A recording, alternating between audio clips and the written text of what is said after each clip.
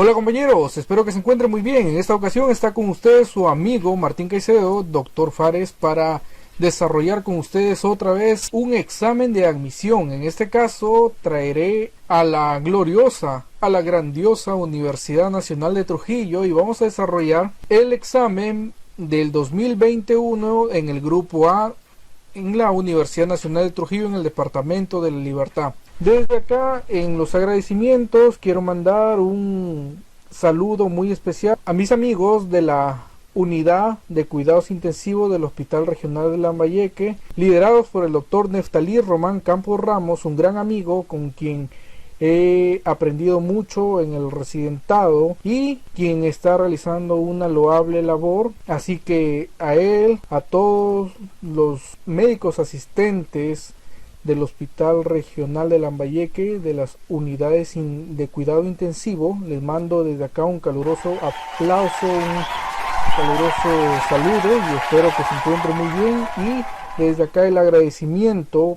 por luchar en medio de una situación tan caótica como la pandemia que estamos viviendo en el 2020. Así que un abrazo a la distancia, mis hermanos, y muchísimas gracias por todas las enseñanzas que me han brindado y vamos a continuar y vamos a seguir. Así que espero que se encuentren muy bien. Un saludo a todos mis amigos y Dios los bendiga mucho.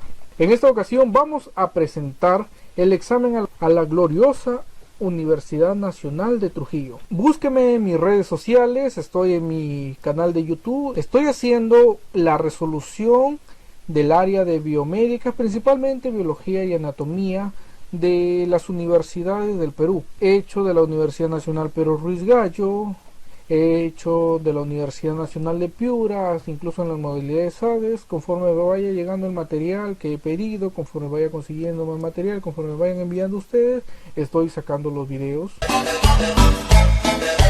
Y mi propósito ha sido demostrar que la mayor parte de las preguntas que se evalúan en todas las universidades del Perú, y como ustedes van a ver y van a revisar mis demás videos, yo les sugiero es que los temas de biología y de anatomía se repiten para todas las universidades. No es que suponga, no es, espero que no se pongan de acuerdo, pero al menos la tendencia hasta el momento donde he revisado los exámenes resulta de que los temas para todas las universidades son lo mismo. Han preguntado lo mismo en el mismo tiempo, en la misma época, en la misma convocatoria, ¿ya? Y solamente han cambiado el contexto de las preguntas, al menos para el área de biomédica. De todas las universidades a nivel del Perú, hay 4 universidades en las cuales he visto carreras de biomédicas que tienen un especial examen de admisión, y mis respetos a estas universidades, que en primer lugar está la Universidad Nacional Mayor de San Marcos, que tiene una hermosa estructura de preguntas. Luego está, a mi parecer, la Universidad Nacional Agraria de La Molina, también muy buenas preguntas en el área de biología. Luego están lo que es las preguntas en la Universidad Nacional de Trujillo y en la Universidad Nacional Pedro Ruiz Gallo y en la Universidad Nacional de Piura. Al menos eso es mi ranking personal, tal vez un juicio propio en el cual he visto, y conforme he ido desarrollando, he ido revisando las preguntas, eso he podido notar. Así que en esas universidades también me he centrado, pero también me he centrado también he resuelto de otras universidades, para que vean ustedes la tendencia y cómo se repiten los mismos temas, inclusive se repite la misma pregunta con un contexto diferente, y lo van a ver. Y vamos a ver cómo en este examen ordinario de la Universidad Nacional de Trujillo, tomado en el 2021, es decir, en la primera convocatoria, se repiten algunas preguntas que han venido en la Universidad Nacional Pedro Ruiz Gallo. Y si quieres también ves los exámenes de la Universidad Nacional de Piura, que están también en mi canal, y vas a poder ver cómo sí se repiten, hijos, ¿ya?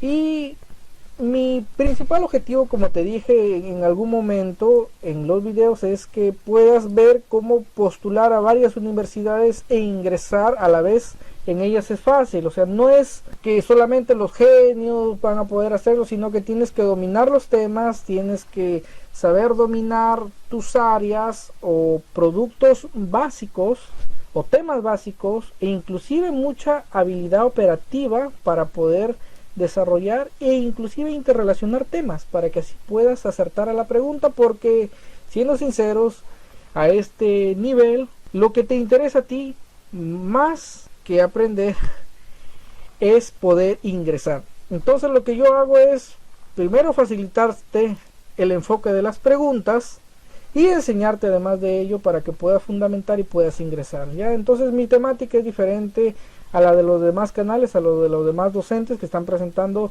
sus resoluciones, ¿no? Inclusive cuelgan clases y todo lo demás, que no está mal, está muy bien, pero yo estoy haciendo una temática bastante diferente, pensando en ti, pensando en mi Perú, en mis hermanos peruanos, en mis próximos colegas médicos, y es más, es muy satisfactorio poderte encontrar en los hospitales o poderte encontrar en los pasillos de las universidades, a veces a donde voy, y te dicen, oye Martín, mira, aprendí con tu canal, o tú me enseñaste, ¿qué tal profesor? ¿Cómo está? Mucho gusto, es muy satisfactorio el saludo de tus alumnos, muy agradecido.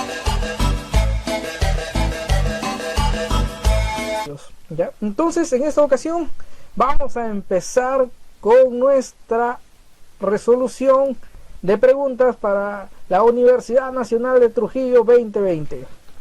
Ahí está la gloriosa Universidad Nacional de Trujillo. He tenido la oportunidad de ir para el examen de residentado acompañando a un gran maestro y amigo, el doctor Gustavo Anteparra Paredes, el que ocupó el primer puesto en la modalidad de residentado cautivos, en la modalidad de nombrados. Estuve también acompañando también a una gran amiga, la doctora Gutiérrez, la doctora María de Fátima Gutiérrez Montoya, en lo que es los diplomados y doctorado de medicina. Así que tengo muy bonitos recuerdos de la Universidad Nacional de Trujillo, y también es el lugar de donde egresó mi abuelo en la carrera de Derecho. Así que es una universidad muy bonita, que tengo la dicha de conocer, de haber llevado por ahí uno que otros programas, y un saludo también a mis compañeros de la Facultad de Medicina de la Universidad Nacional de Trujillo. Hasta ese momento revisé lo que es el reglamento de admisión. Principalmente mi objetivo del canal es que ustedes puedan revisar las tendencias de las preguntas, pero si en tu universidad te preguntan de todo, como es en el caso de la Pedro, tienes que obviamente aprender de todo. Y estos cursos para un chico que no va a ingeniería, o en este caso el banqueo que yo doy para un chico que no va a medicina, sino que va a ingenierías, por ejemplo, que va a económicas, que va a ciencias de humanidades, le va a servir un montón, porque va a ganar puntos, e inclusive va a completar lo que es el puntaje mínimo, va a poder ingresar. A un chico de medicina, obviamente que en mis videos le va a servir un montón, va a afianzar un montón. Pero hay universidades en las cuales, como la Universidad Nacional de Trujillo, es que solamente a los de medicina les toman biomédicas, o en el caso por ejemplo de la Universidad Nacional de Cajamarca, que a los que van a las otras carreras les reducen el número de preguntas del área de biomédicas, ¿ya? Entonces en la Universidad Nacional de Piura y en la Universidad Nacional de Trujillo tienen esta modalidad, al menos hasta el momento en donde tomé, y ahí está el link del reglamento, tienen la modalidad de separar a lo que es el grupo A, que enfoca a lo que son las carreras de medicina, estomatología, enfermería, farmacia, bioquímica, ciencias biológicas, y las demás, obviamente las demás ciencias. Así que si vas a esas carreras del grupo A, mi video te va a ayudar un montón para que puedas fortalecer varios puntos, y no tan solo banquetes, ¿no? El grupo B está conformado por todo lo que es humanidades, sin embargo no vienen las preguntas para ellos de biología. Entonces tal vez les servirá a sus hermanitos como cultura general, ¿no? Pero no les va a servir directamente para que puedan hacer más puntos. El examen viene 70% de lo que es el área de conocimientos, ¿ya? Con respecto a la modalidad del examen, te recomiendo que ahí sí escuches los canales o los docentes de los que estén en la Universidad Nacional de Trujillo, porque ellos obviamente ya saben más del sistema, ¿no? a pesar que yo creo que la mayor parte de las universidades se rigen por una modalidad y casi siempre la misma, pero siempre tienen pequeñas cositas que te puedan ayudar. Entonces ahí sí ya te recomiendo que escuches a los mismos docentes, ¿no? Entonces, pues hasta donde he visto los alcances generales de su reglamento, 70% al área de conocimiento, 30% de actitud académica, lo que son las preguntas correctas de conocimientos te dan estos puntajes, y las preguntas de lo que es actitud académica también te dan esos puntajes. En el grupo vamos a encontrar que biología nos van a venir 12 preguntas, y en el grupo B no necesitan química, no necesitan física. Ellos tienen un enfoque, ¿no? Obviamente de que si vas a una carrera en donde necesitas estudiar ciencias biomédicas, pues necesitas de saber más, entonces eso te viene, ¿no? Sin embargo, ¿cuál sería la desventaja? De que no por lo que vas a una carrera que no se enfoque en la biomédica, no debes de conocer biomédicas, al contrario, ya puede ser que ese conocimiento te complemente aún más, ya, pero eso son cuestiones de las universidades, ¿no? Al punto. Empecemos. Pregunta número 1. Ahora sí viene lo chido. La constancia del núcleo en las células eucariotas fue descrita por primera vez por Sheldon, Schwann, Golgi, Brown o Malpighi. La respuesta sería Brown. Lo que tenemos que saber básicamente es historia de la biología. Y en la historia de la biología hay un montón de hitos que tenemos que aprender, porque es muy importante que nosotros sepamos que el conocimiento se ha ido construyendo a través del tiempo, se han ido construyendo nuevas teorías, se han ido desechando teorías viejas o se han ido construyendo nuevas teorías, ¿ya? Por ejemplo, en el caso de Sheldon fue un botánico y Schwann fue un zoólogo. Yo me acuerdo que Schwann fue zoólogo porque tiene 2 N's, como la palabra zoólogo tiene 2 O. Entonces de esa manera te puedes acordar de quién fue zoólogo y quién fue botánico, ¿ya? Ellos fueron los que sentaron lo que es la base del conocimiento, en que todas las estructuras o todos los órganos, todos los tejidos estaban compuestos por las celdillas o lo que son las células. Entonces ellos dieron lo que es los fundamentos o el pilar de la teoría celular, de la estructura celular. En este caso, casi paralelamente, ellos vieron tanto que en los tejidos animales como en los tejidos vegetales, todos estaban compuestos por células. Asentaron las bases de la teoría celular. Luego Brown, más o menos en el año 1831, descubre lo que es el núcleo celular, que en este caso es la respuesta.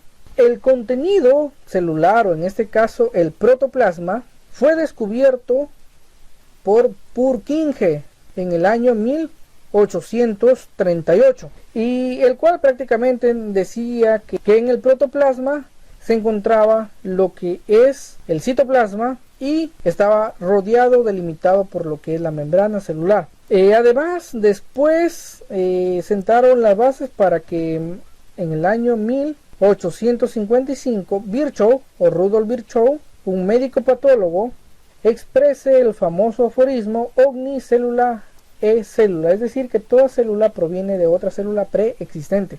Luego tendríamos a Fleming, que demostró los mecanismos de mitosis y de reproducción celular y de perpetuidad celular, y luego prácticamente la división de las cromosomas a cargo de Waldeyer ya en 1890 ya. Luego se descubrió el ADN y ya todos los demás hitos que han sido muy importantes para el desarrollo de la biología. ¿Qué más podríamos añadir a estas preguntas? Ahí tenemos en este caso al maestro Brown, y ahí tenemos al maestro Sheldon y el maestro Schwann. Recuerden, Schwann, doble N al zoólogo, y Sheldon, una N solamente botánico. Seguimos. Pregunta número 2. La sacarosa está compuesta por monómeros de 1 galactosa, 2 celopiosa, 3 sucrosa, 4 fructosa, 5 glucosa. Son ciertas. Esta pregunta tiene una estructura como ustedes lo pueden apreciar, es la primera parte en la cual te dan una serie de alternativas y tiene una segunda parte en la cual tienes ya más alternativas, pero sin embargo una de ellas contiene las respuestas. Entonces en la primera te han dado alternativas que tú vas a integrar para que en la segunda parte de la pregunta puedas encontrar la respuesta que tú has integrado y puedas marcar cuál es la correcta. Esta pregunta de la sacarosa ha venido en el examen de la Pedro Ruiz Gallo en el área de anatomía, que ha sido uno de los primeros, el primer video que colgué está y ha venido bajo ¿qué premisa? Vino: el caramelo que tú estás consumiendo ha sido degradado por... Y el que menos de muchachos se equivocó marcando que la amilasa lingual o la tialina o la álgico se equivocó y marcó eso, porque en cierta manera la digestión de los carbohidratos se inicia en la boca, pero se inicia generalmente hasta disacáridos, y no contaban con que el caramelo estaba compuesto principalmente por lo que es sacarosa, ¿ya?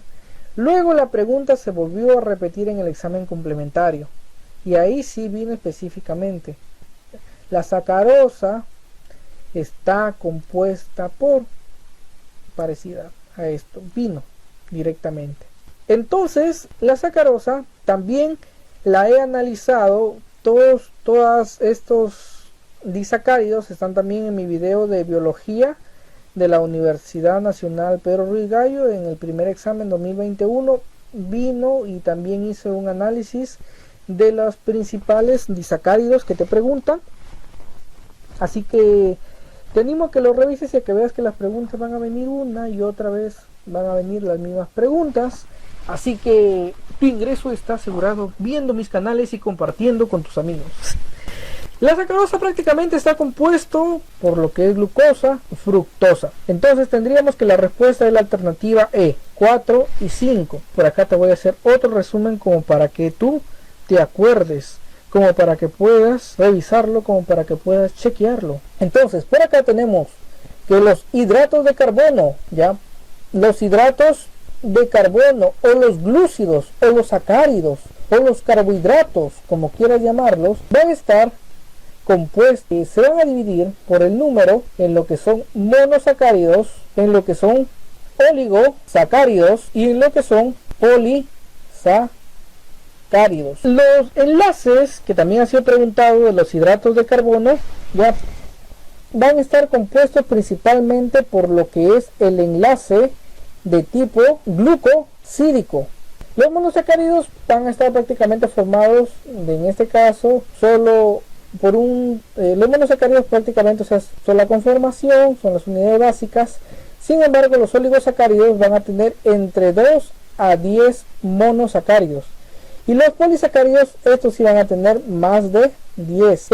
Posteriormente, en los oligosacáridos, que es lo que nos interesa revisar, vamos a tener a los disacáridos y vamos a tener a lo que es los trisacáridos. Y en los disacáridos, recordar que su fórmula general ya es C12H22 o 11. Casi todos son solubles en agua. Estos se encuentran disueltos en lo que es el protoplasma, se utilizan como fuente de energía a corto plazo, en especial en los vegetales, y dentro de esto vamos a tener a 4 que son los más preguntados en los exámenes de admisión. Ojalá que después hagamos una clase, alcance el tiempo también, para que se ahonde un poco más en lo que es la estructura y la conformación. Uno, tenemos a lo que es la sacarosa, que nos han preguntado, o también conocida como sucrosa, que va a estar conformada por una molécula de glucosa más fructosa. Es también conocida como lo que es el azúcar de caña, como el azúcar de remolacha, y se utiliza prácticamente como el azúcar de mesa, y es el componente principal de los caramelos. No te olvides eso, acuérdate de la tía Monique Pardo. Lo que es la maltosa, ya, este va a estar conformado por glucosa más glucosa, es la llamada azúcar de malta. Luego tenemos la lactosa, está conformada por glucosa y más galactosa, hijo, galactosa. ¿Cómo se llama? Azúcar de leche. Luego tenemos a lo que es la trealosa, que es también otra conformación de glucosa más glucosa, ¿ya? Pero esta va a ser con otro tipo de enlace. También la vamos a encontrar en la hemolinfa de los insectos, ¿ya? Esa también ha sido pregunta cada rato de examen de admisión. Acuérdate de la hemolinfa que se encuentra en la hemolinfa de los insectos. Dentro de los trisacáridos tenemos la rafinosa, que va a estar compuesto la glucosa más la galactosa más la fructosa. Ahí están las tres: la glucosa más la fructosa más la galactosa. Y también vamos a encontrar a lo que es la melicitosa, que está compuesta por glucosa más fructosa más glucosa. Entonces, con ese principal esquemita son los que te han venido en los exámenes de admisión. Ya generalmente ahí hay un montón de preguntas de exámenes de admisión, hijo. Siguiente pregunta: un ciclo celular completo consta de las siguientes etapas. 1. La misma estructura de la pregunta.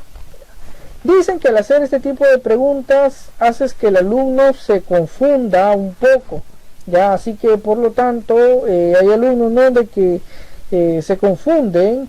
Tú tienes que estar centrado en tu examen para que puedas pasar y puedas contestar acertadamente, relajadamente. Un ciclo celular consta de las siguientes etapas. Es una pregunta típica que ha venido. 1. Profase, metafase, anafase y telafase. 2. Cariocinesis y citocinesis. 3. G1, G2. 4. Interfase y fase de síntesis de ADN. 5. Síntesis replicativa de ADN. La respuesta acá va a ser 1, 3 y 5. Profase, metafase, anafase. ¿Te acuerdas de tu famoso profesor de matemática? El acrónimo PMAT, P-M-A-T, que significa profesor de matemática, ya, tu profase, metafase, anafase, telofase, el G1, el G2 y la fase de síntesis del ADN, que sería la respuesta, la alternativa B, ya. Y nos acordamos mediante este esquema que el ciclo celular está compuesto una fase que se llama la interfase, que generalmente es la de mayor duración, y una fase que es la división celular. Entonces acá tenemos la primera fase y acá tenemos en este caso la segunda fase, que es la división celular. Todo eso pertenece a lo que son las etapas del ciclo celular. La división de las células eucariotas es dirigida por el mismo material genético. Existen, ojo, solamente existen y solo, hijo, esto grábatelo para tu examen de admisión, células que no se reproducen. 1, que son los glóbulos rojos, que no tienen núcleo, y 2, que son las neuronas, que pese a que tienen núcleo no se reproducen. Ojo, solamente grábatelo eso para tu examen de admisión. Actualmente, a la luz de la ciencia, ahorita las neuronas se reproducen, ¿no? Y de ahí salió un chiste para todos los machistas, para todos los que amamos el patriarcado opresor, que algunas chicas se parecen a las neuronas. ¿Por qué? Porque entre más se especializan, menos se reproducen. Tenemos que recordar que el ciclo celular está principalmente conformado por dos fases. 1, que es la fase de interfase. 2, la división celular propiamente dicha. En la fase de interfase vamos a encontrar otras 3 fases más.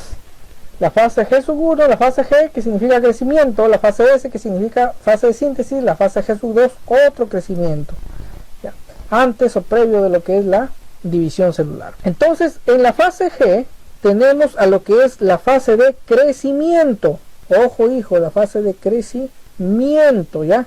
La célula duplica su tamaño, aumenta la cantidad de organelos, de enzimas, de moléculas. En la fase S, la segunda, mira por acá, hijo, es la fase de duplicación del ADN y de lo que son las proteínas asociadas. Y existen, obviamente, ¿no?, 2 copias de la información genética de la célula. ¿Qué pasa en la fase S? ¿Qué se duplica? El ADN, ya en forma de cromatina, y de los centrosomas. Y en la fase G2, ya esta es la fase G2, es también fase de crecimiento. Se acumula material energético. Es una fase en donde estás otra vez acumulando más, porque ahora vas a dividir, o sea, vas a sacar 2 copias. Entonces vas a tener que duplicar tanto, porque ya va a venir ya la división celular. Y en la fase de la división celular va a aparecer 2 tipos de división. 1 que puede ser la mitosis, o 2 que puede ser la meiosis. Esta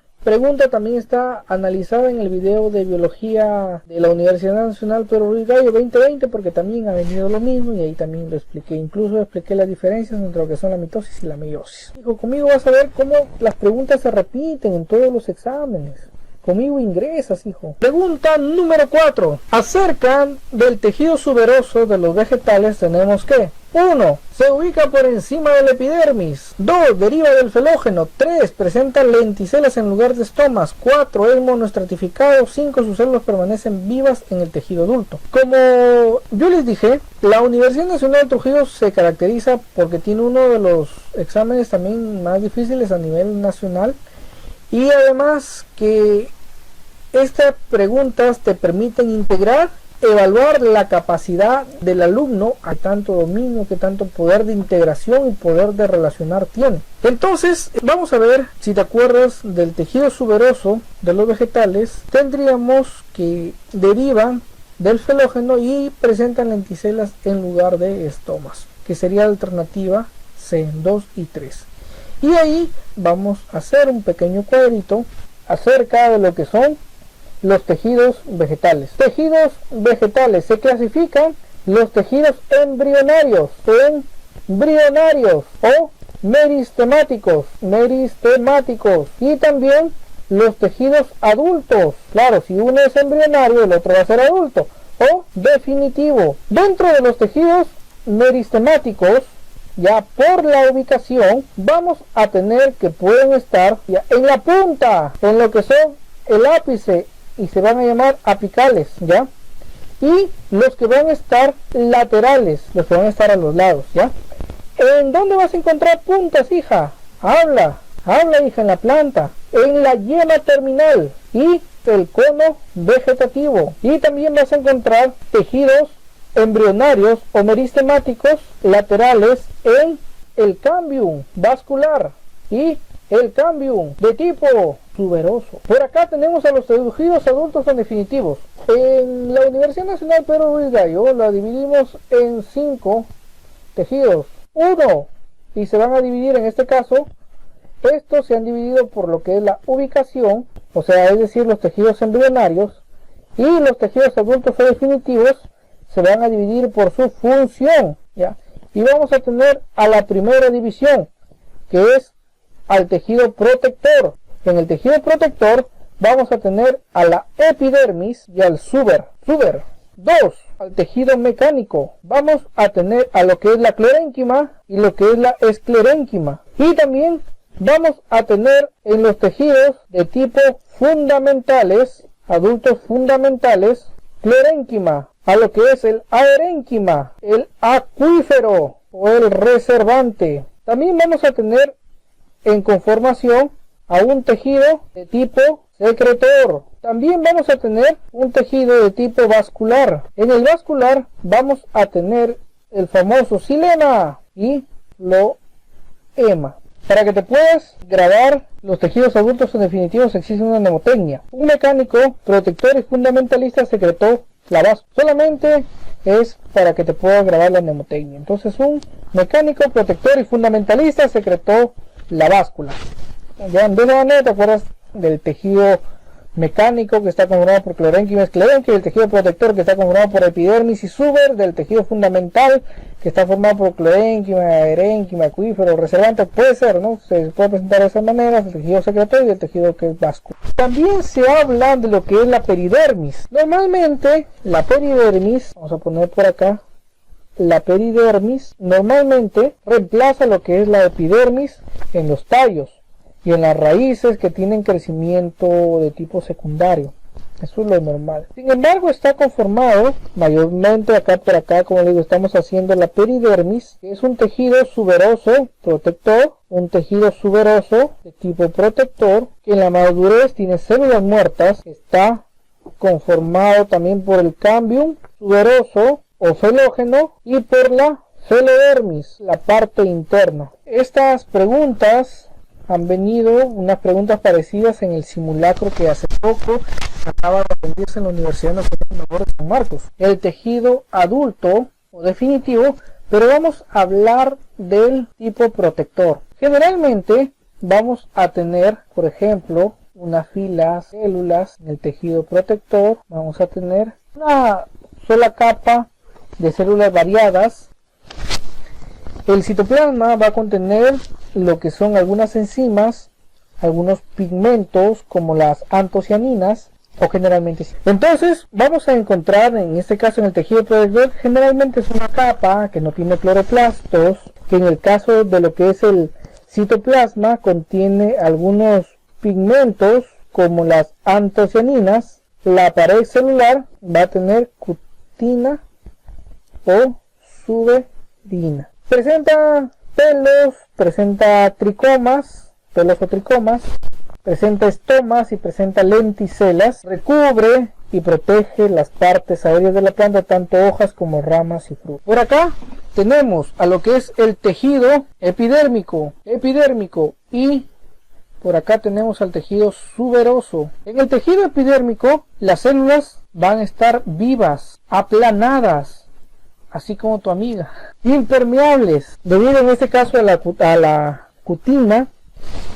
vas a encontrar también lo que son los pelos o tricomas. Además, en la epidermis van a estar los famosos estomas. Otra pregunta de examen de admisión: pelos y tricomas están en el tejido epidérmico. Son esas famosas células en forma arriñonadas que realizan intercambio de tipo gaseoso. En el tejido suberoso o corcho, como quieran llamarle, ya se origina prácticamente del meristemo secundario, ya, pero está formado por lo que son células pero muertas, así como el amor que ella te tenía, célula muerta. Está formado, en fin, de los pelos o tricomas presentan lo que son las lenticelas, y que son en este caso los poros que reemplazan a los estomas. En fin de estomas presentan lenticelas. Entonces hasta ahí prácticamente ya tenemos también, ¿no?, la respuesta. Hemos tenido ahí otro cuadrito integrador, cuadrito resumen, pequeño cuadrito resumen. En la lámina que estamos presentando tenemos a lo que es la peridermis y por esta parte tenemos a lo que es la epidermis. Entonces en la epidermis vemos la célula viva, incolora, sin clorofila, como ya lo sabemos. Preguntas también de exámenes de admisión, de dónde se encuentran. Este esquemita de aquí, este esquemita que ven ustedes, ha venido en el simulacro de la San Marcos para identificar las partes. La peridermis, como les dije, estaba compuesta en la parte interna, por lo que la felidermis pues estaba compuesta por células vivas, el felógeno o el cambium suberoso y lo que es lo que son las células muertas que conforman lo que es el suberocorcho. Por acá tenemos igual, miren, el felógeno, el suber, tenemos por acá las lenticelas. No es cosa de otro mundo. Otra vez, genética nos pregunta. Este tema es muy preguntado, también ha venido en los exámenes de Piura, en los exámenes de la Pedro Ruiz Gallo, que hasta el momento son los que estoy presentando en mi canal, y ustedes van a poder apreciar que ha venido, y también hice lo que es la definición de los términos básicos de genética. Los alelos son diferentes formas de presentar un cromosoma, una cromátide, un gen, un nucleótido o los centrómeros. Por acá vamos a hacer un cuadrito en donde vamos a recordar algunos conceptos básicos de genética. 1. El carácter es cualquier rasgo o característica morfológica. Es cualquier rasgo o característica morfológica, fisiológica o de comportamiento que se expresa en el organismo durante su crecimiento o desarrollo. Que se expresa durante su crecimiento o desarrollo. Tenemos también la herencia, que es una cualidad, pero ¿de qué tipo? De tipo conservativo, que conserva los rasgos o los caracteres que se expresan en las diferentes generaciones. Es una cualidad de tipo conservativo de los rasgos o caracteres que se expresan en las diferentes generaciones. Este se va a expresar también en las siguientes generaciones. Tenemos el gen, ¿ya?, que es un segmento de ADN, porta, replica, transcribe la información genética. Un cromosoma tiene muchos genes. pero es la unidad de la herencia contenida en los cromosomas, ¿ya? Esta es la unidad de la herencia contenida en los cromosomas. Tenemos un locus, que es el lugar que ocupa el gen en el cromosoma. Tenemos también alelos, que son las formas alternativas de un gen. Formas alternativas del gen. También tenemos, ¿no?, los alelos dominantes, los alelos recesivos, pero con esos 5 conceptos básicos te puedes ir tranquilo a resolver un examen. Al menos alguna pregunta de genética, de conceptos, te va a venir. Entonces los alelos son las diferentes formas en las que se presenta un gen. Pregunta número 6. Junto a Darwin se le considera como autor de la teoría de la evolución por la selección natural a Wallace, Haldane, Oparin, Hooke o Pasteur. Personalmente creo que la teoría de la evolución es una novela de ciencia ficción, porque a raíz ya de todos los nuevos descubrimientos se ha demostrado que no es cierto. Y si ustedes van a poder mirar, si ustedes van a poder apreciar, van a ver que los negocios y las malas prácticas científicas no se expresan tan solo en el campo de la medicina, sino son aún más sucias en el campo de los negocios. En el campo de la medicina, mucha gente piensa a veces que la OMS le hace daño a la gente, incluso que los médicos le hacen daño a la gente, pero es que nuestra formación es diferente.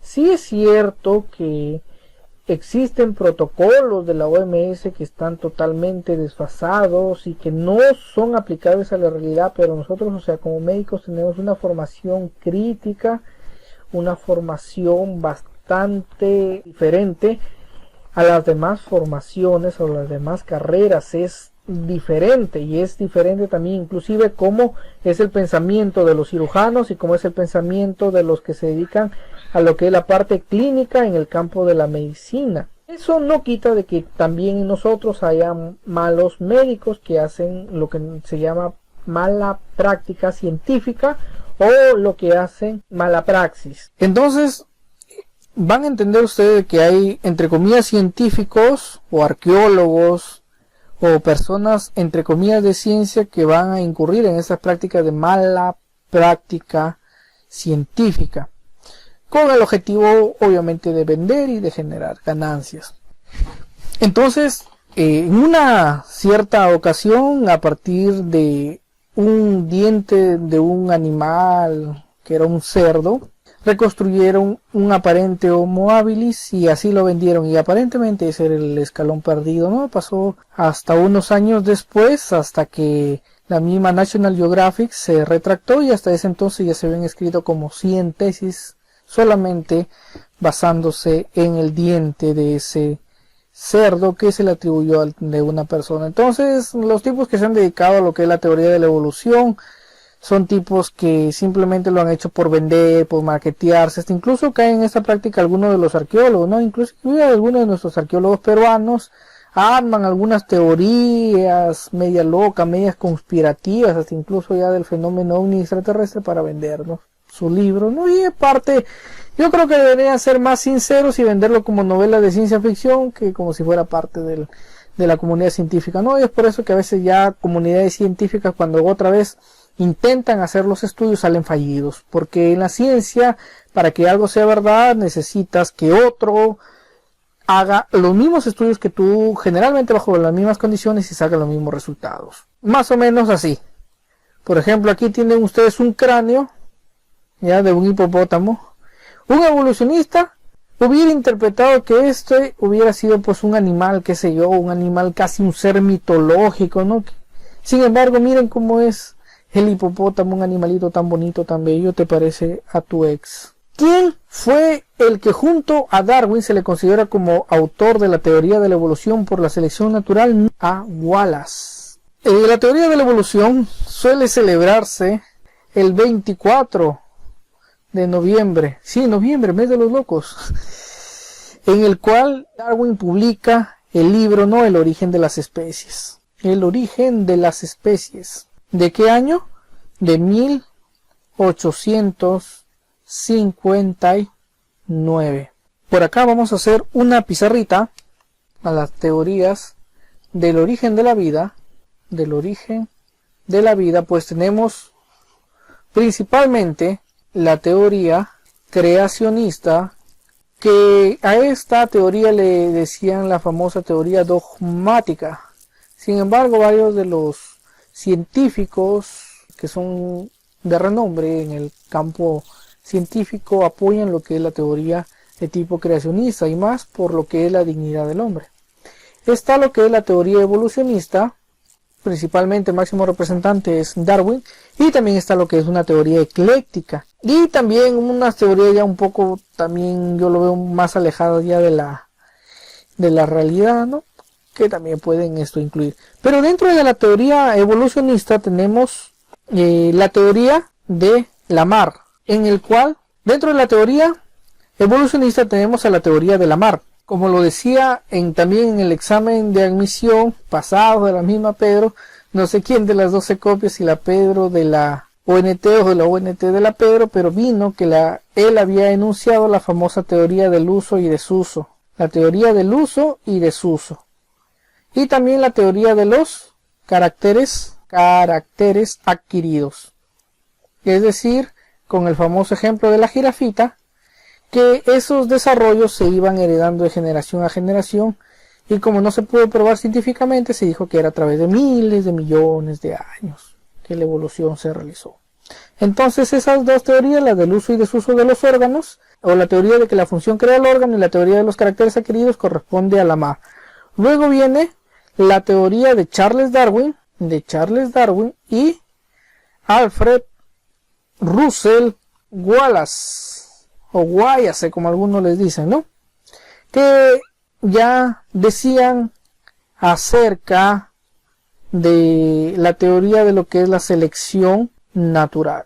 Por eso es que había un meme que circulaba en las redes: dejen que las demás personas sigan tomando dióxido de cloro, permitan que la selección natural haga su función. La teoría de Darwin principalmente puede desarrollarse en lo que son las siguientes características: los factores de sobreproducción, de competencia, de supervivencia del más apto, de reproducción y finalmente de especiación, en la cual decía que durante muchas generaciones la población cambia, existirá una nueva especie porque algunas características se pasarán y otras no. Está también la teoría de tipo mutacionista, y también está teoría neodarwiniana o sintética. La teoría mutacionista fue expuesta por Hugo de Vries en 1900, y la que sostiene que en la evolución no se ha dado por la acumulación de variaciones pequeñas, sino debido a la aparición de una serie de cambios bruscos, que son mutaciones en un plasma llamado germinal. También que la mutación ocurría en el ADN, en los genes, que era la fuente básica de la aparición de nuevos caracteres en los seres vivos, y por lo tanto son materia prima de la evolución, algo como la de los X-Men.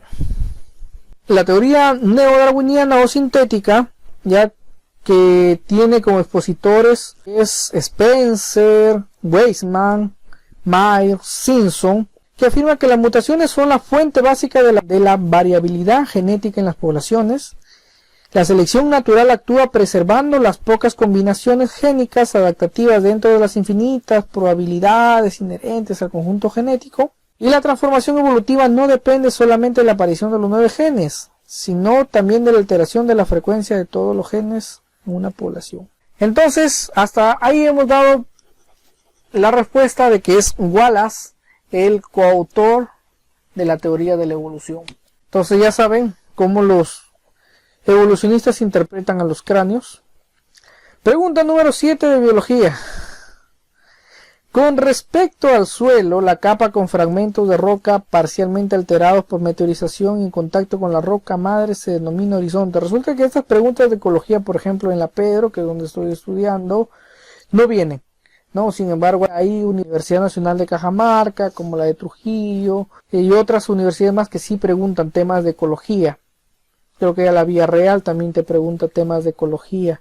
Es necesario no abordarlo, aunque sea por cultura general. Cuando hablamos del suelo, tenemos unos estratos. Empezamos de afuera, desde el externo, hacia el estrato interno.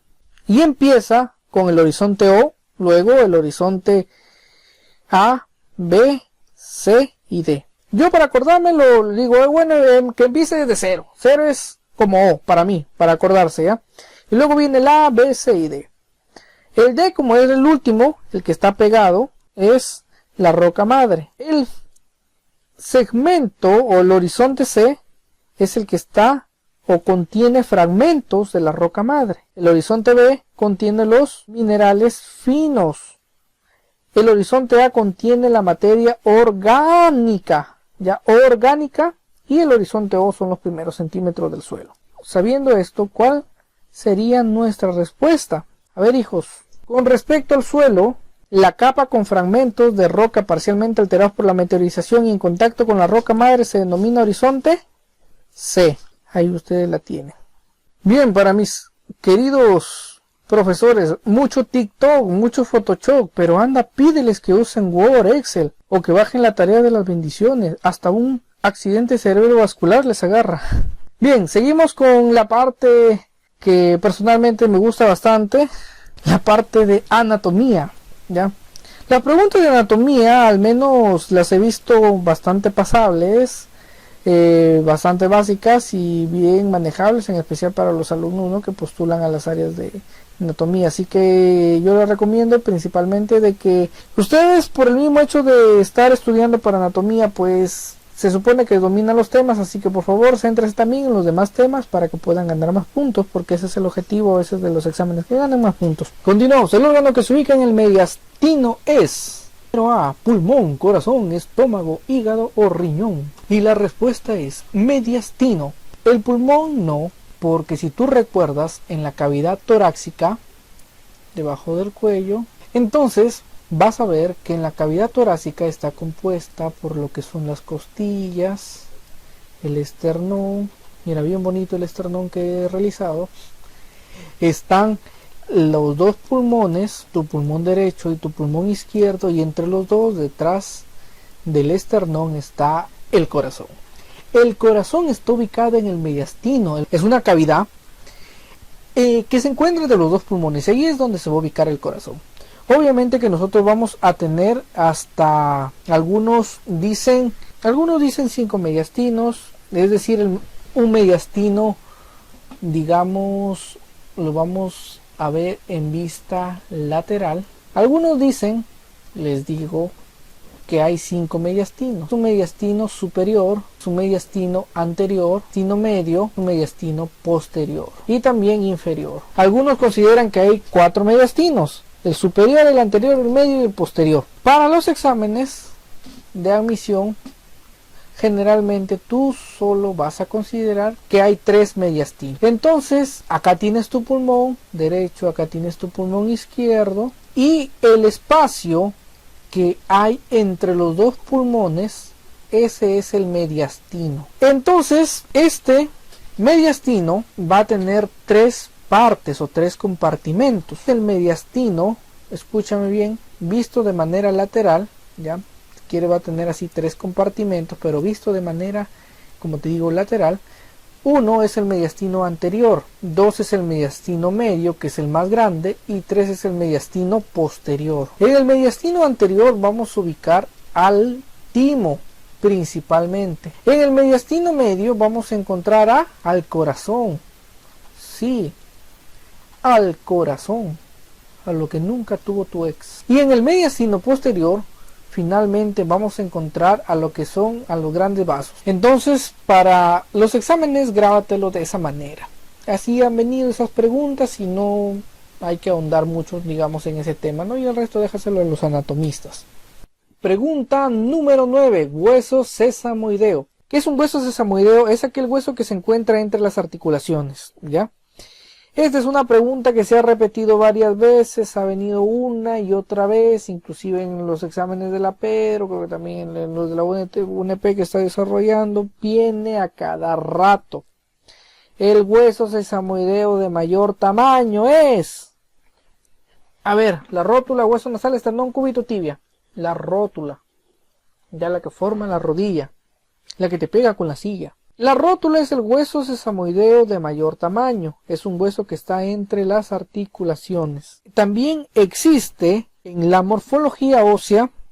Por acá vamos a hacer un cuadrito un poquito más acerca del concepto de los huesos en su división por su morfología. Por su morfología, entonces tenemos a los huesos largos. Para considerar a la morfología de los huesos tenemos que considerar el largo, el espesor y el ancho o la anchura. Entonces el largo, el espesor y la anchura. En los huesos largos, obviamente que la longitud o el largo va a predominar sobre el espesor y sobre la anchura. Estos huesos contienen una epífisis, una diáfisis, ¿ya? Entonces contiene lo que es la diáfisis, contiene lo que es la epífisis y prácticamente ejemplo de ellos tenemos al húmero, al radio, al cúbito, a la tibia, al peroné, al fémur, a la clavícula, a los falanges. Tenemos a los huesos cortos, ¿ya? Obviamente que en esos huesos cortos las tres dimensiones, tanto el largo como el espesor como el ancho, van a ser iguales, ¿ya? ¿A quiénes tenemos? A las vértebras, a los huesos del carpo, a los huesos del tarso, cortos o algunos les llaman también irregulares. Tenemos por aquí también en tercer lugar a los huesos planos, aquellos que poseen un diploe, ¿ya? En donde generalmente el largo es igual al ancho y estos van a predominar sobre el espesor. Ejemplo de ellos, ¿a quiénes tenemos? A los huesos del cráneo. ¡Habla, hijo! ¿Quiénes están los huesos del cráneo? El occipital, el parietal, el frontal, el temporal. ¿A quiénes más tenemos? Al esternón, al coxal. Y tenemos también a los huesos sesamoideos, ya que están entre las articulaciones, ya entre articulaciones. Y tenemos al de mayor tamaño, al más grande, que es la rótula, que es pregunta de examen manoseada, recontra preguntada, que es ¿cuál es el hueso sesamoideo de mayor tamaño? La rótula. Ejemplo, hueso sesamoideo, la rótula, ¿ya? Otro también tenemos en la parte posterior, como ejemplo, a la fabela, que se encuentra en la parte posterior. Y vamos a hacer que aparezca huesecito que aparece acá en esta radiografía. Esta es la fabela, ya aprendiste. Y este hueso es la rótula. Para la parte superior, fémur, y para la parte inferior, la tibia y el peroné. Entonces, hasta ahí hemos terminado esa pregunta número 9. Siguiente pregunta.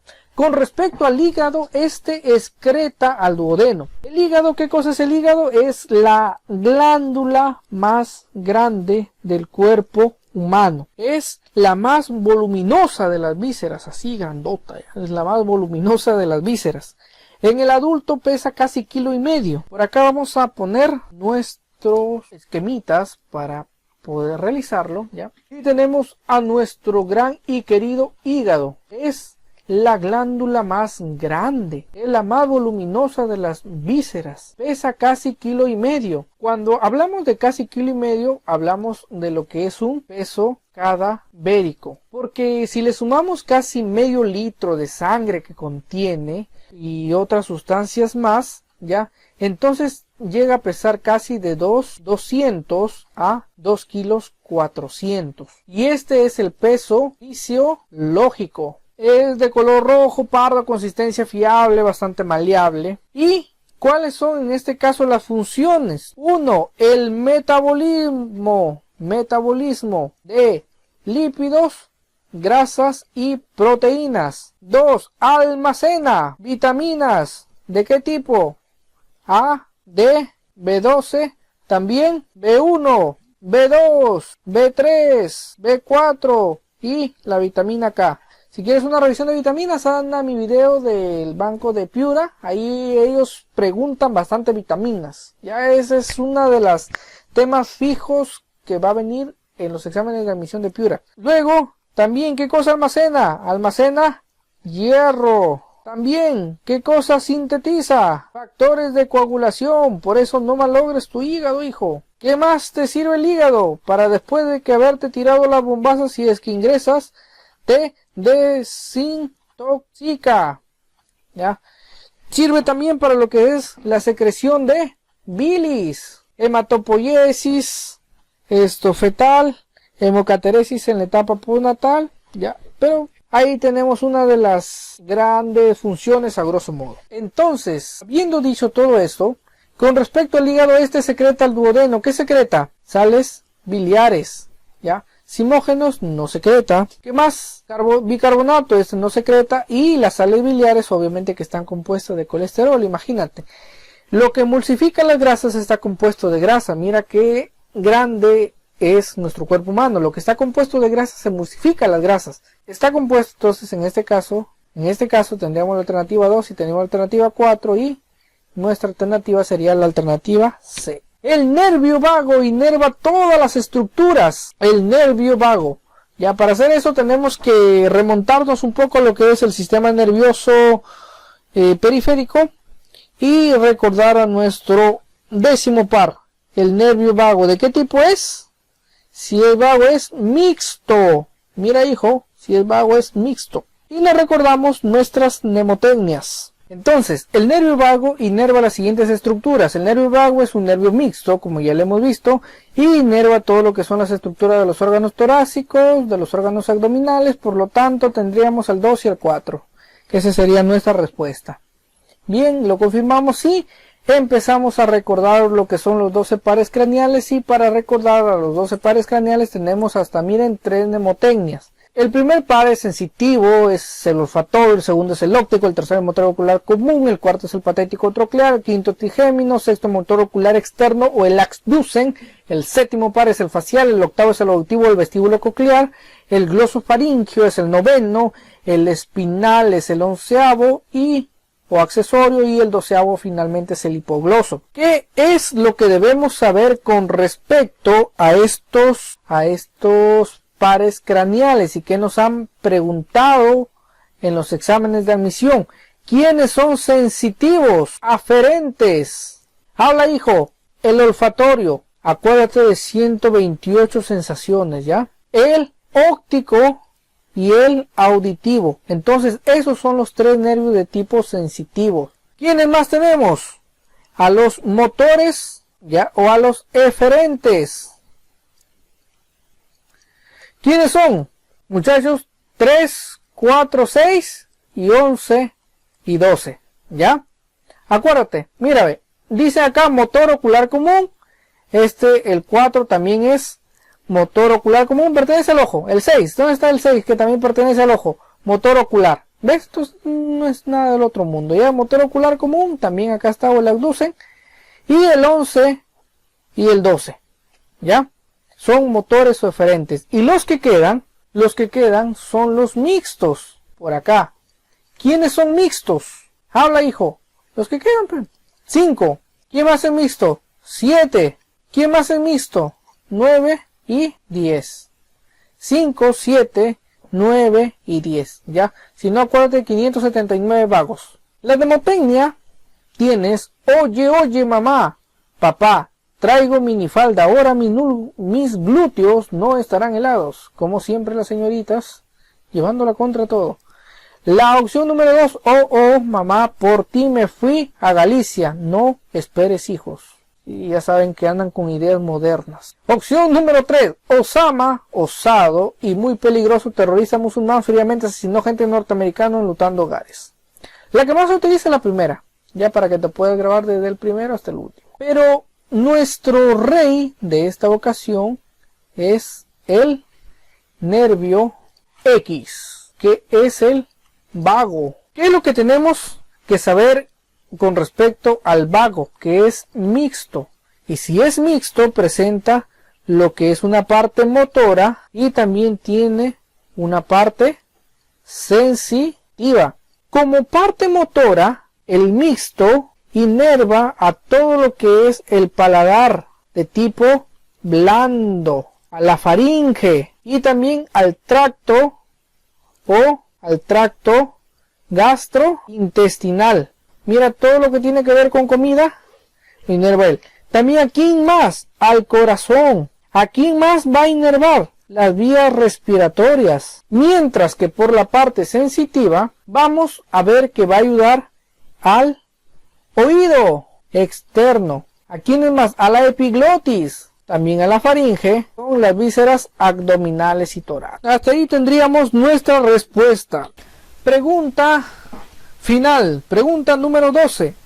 El embrión se implanta en el endometrio en la etapa de blastocisto, mórula, gástrula, blastómero o cigoto. Obviamente que se implanta en el periodo del blastocisto, ¿ya? Por acá tenemos un esquema ya relacionado a la pregunta de embriología, y cuando se produce en este caso la fecundación, tercio externo de lo que es la trompa de falopio. Entonces acá tenemos el tercio interno, el tercio medio y el tercio externo, que es en donde se va a producir en este caso la fecundación.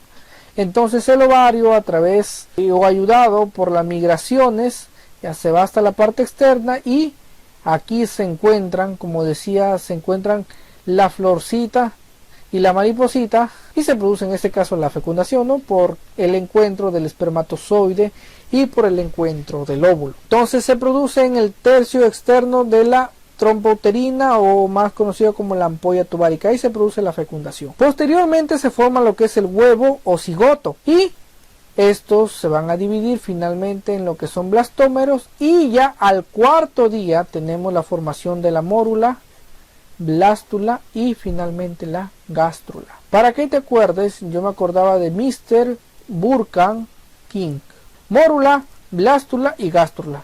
Entonces yo me acordaba con la mnemotecnia MBG. Entonces mórula se daba al cuarto día, en la blástula al quinto día, y ya luego venía, ¿no?, la gástrula. Me piden cuál es la etapa en la que se implanta en el endometrio el embrión, y es en la etapa de blastocisto, al quinto día. Entonces ya como blástula se implanta, bueno, acá dice, no, la implantación se da obviamente, no, al sexto o al séptimo día después de la fecundación. Ojo, después de la fecundación, ¿ya? Es por eso que, por ejemplo, si la fecundación ha sido, supongamos, el día primero, entonces esa regla va a funcionar para la fecundación, mientras que por acá se van a contar los días del desarrollo: 1, 2, 3, 4, 5. ¿Ya? Entonces por acá sería 1, 2, 3, 4, 5, 6, 7. Al sexto, al séptimo día de la fecundación se da la implantación, pero la blástula se ha formado recién hasta el quinto día. Ya, eso para que no se confundan, ya hago esa aclaración. Y finalmente hemos terminado con el examen de admisión a la Universidad Nacional de Trujillo. Bien, muchachos, en esta época de pandemia recuerden que tienen que aprovechar para que puedan estudiar, para que puedan afianzar algunos temas. Y mientras que no llegue la vacuna, mientras que no llegue nada seguro, las universidades, al menos nacionales, están tratando de avanzar virtualmente, pero lamentablemente no se puede realizar exámenes de admisión virtuales, y digo esto porque no se puede garantizar lo que es la calidad de la integridad de la prueba. Como sabemos, acá en el Perú todos estamos acostumbrados quizás a sacarle la vuelta al sistema. Inclusive en todos los exámenes de admisión, todos los años hay suplantadores, todos los años hay tipos que trafean los exámenes, y la Universidad Nacional lo que se caracteriza es por tener entre sus filas de los alumnos que son capaces de poder desarrollar un examen, que son los más inteligentes de la región generalmente. Esta modalidad de examen ha ocurrido en México. El examen de la UNAM se ha dicho que no se realice de manera virtual, sino que se realice de manera presencial, obviamente cumpliendo con todos los protocolos de seguridad, y se ha realizado en lo de México, y ahí se ha realizado el examen de la Universidad Nacional Autónoma de México. Es una muy buena alternativa para todas las universidades nacionales que puedan convocar y de esa manera puedan realizar sus exámenes de admisión. Las clases sí las pueden llevar virtuales. Ahí la mayor parte de las facultades, en especial en los primeros ciclos, las pueden llevar de manera virtual, pero al menos también creo que el examen debe de ser de manera igualitaria y competir con las mismas condiciones, porque los exámenes virtuales se prestan para muchas trabas. Bien amigos, esto ha sido la resolución del examen de admisión. Les doy muchas gracias por su atención y se despide su amigo el doctor Fares. Entonces no se olviden de suscribirse a los canales y buscarme en mi página de Facebook. También estoy colgando algunos videos y también a veces me divierto resolviendo otros, en calidad de aficionado resuelvo algunas preguntas del área de matemática, del área de otras áreas del examen de admisión. Se despide su amigo el doctor Fares y será conmigo hasta una próxima oportunidad. Gracias.